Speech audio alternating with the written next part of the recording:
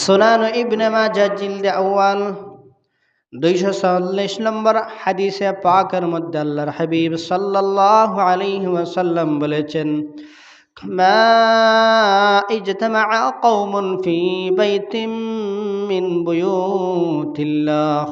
সুবহানাল্লাহ।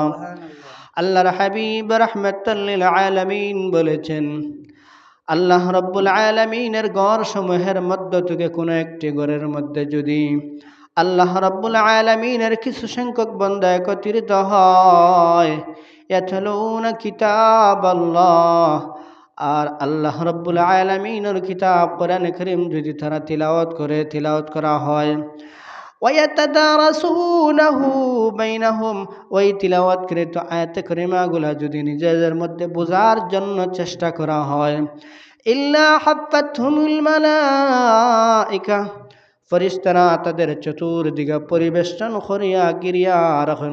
সুবহানাল্লাহ।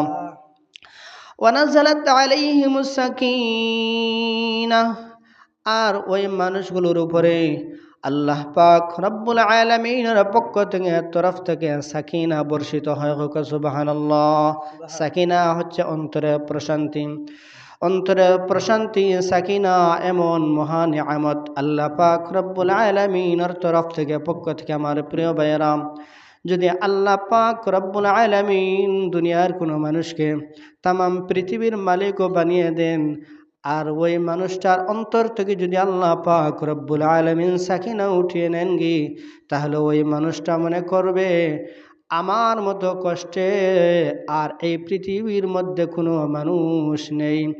আমার প্রিয় ভাইয়েরা, গैर মুসলমান যারা মানুষ আছে, তাদের মধ্যে আল্লাহর ভয় না থাকার কারণে তাদের কলবের মধ্যে সাকিনা নাই। এই জন্য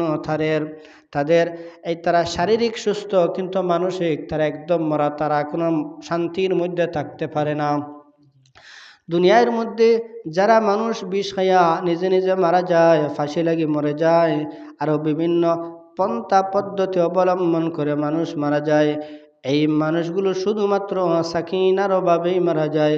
টাকা পয়সা, গাড়ি বাড়ি, দোলান দুমালা, নাজ নিয়ামতের ভোগ বিলাসের অভাবে কোনো মানুষ মারা যায় না।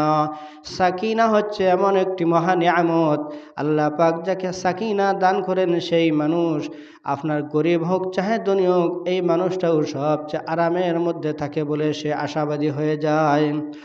ওয়াগাশিয়াতহুমুর রাহমাহ, আর যারা কোরআন কারীম তিলাওয়াত করে আর ওইগুলো বোঝার জন্য চেষ্টা করে, ওই মানুষগুলো আল্লাহর ওয়াগাশিয়াতহুমুর রাহমাহ, আল্লাহর রহমতের মধ্যে ডুবে থাকে। সুবহানাল্লাহ। কিয়ামতের দিন হাশরের কঠিন ময়দানে কোন মানুষ আল্লাহর জান্নাতে যেতে পারবে না।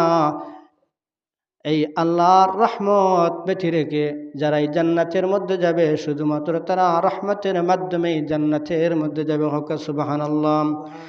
ওয়া যাকারাহুমুল্লাহু ফী মান ইনদাহ, আমার আল্লাহর হাবিব রাহমাতাল লিল আলামিন বললেন, যারা কোরআনে কারীম তিলাওয়াত করে আর ওইগুলো নিজেদের মধ্যে বোঝার জন্য চেষ্টা করে, ওয়া যাকারাহুমুল্লাহু ফী মান ইনদাহ। সুবহানাল্লাহ। আল্লাহ রাব্বুল আলামিনের চতুর্দিকে যে সমস্ত ফেরেশতারা আছে, ওই সমস্ত ফেরেশতাদের সাথে আল্লাহ রাব্বুল আলামিন আপনার আমার বিষয় নিয়ে আলোচনা করতে থাকেন। বলেন সুবহানাল্লাহ।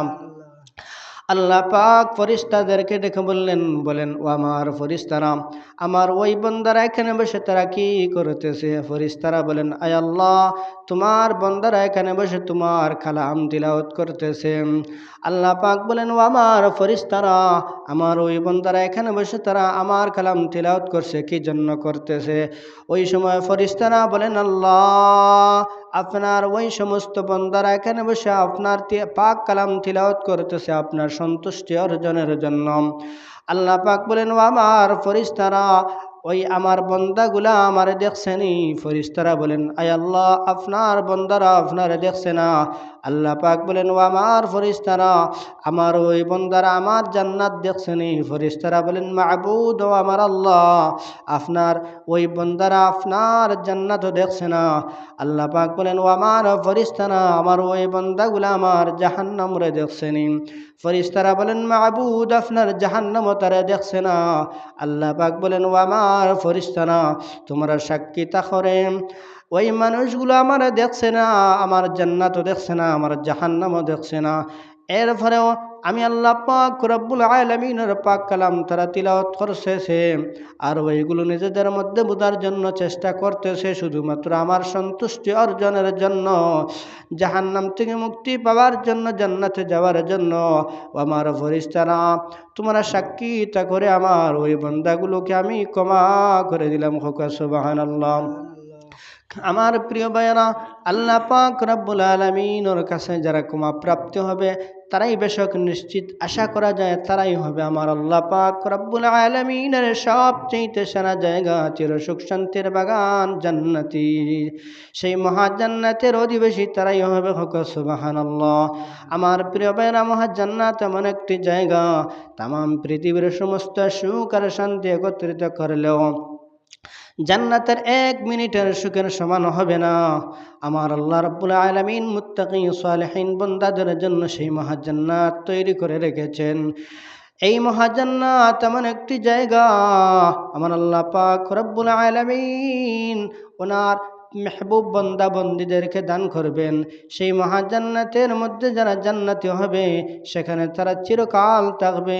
জান্নাত থেকে জান্নাতীরা কখনো বাহির হইতে চাইবে না, আল্লাহ পাক তাদেরকে কখনো বাহির করবেন না। হোক সুবহানাল্লাহ। ওয়ামান আবতা বিহি আমালুহু লাম ইউসরি বিহি নাসাবু।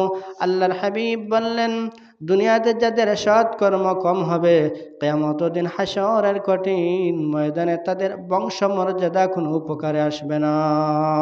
ওয়া আখির দাওয়ানা আলহামদুলিল্লাহি রাব্বিল আলামিন।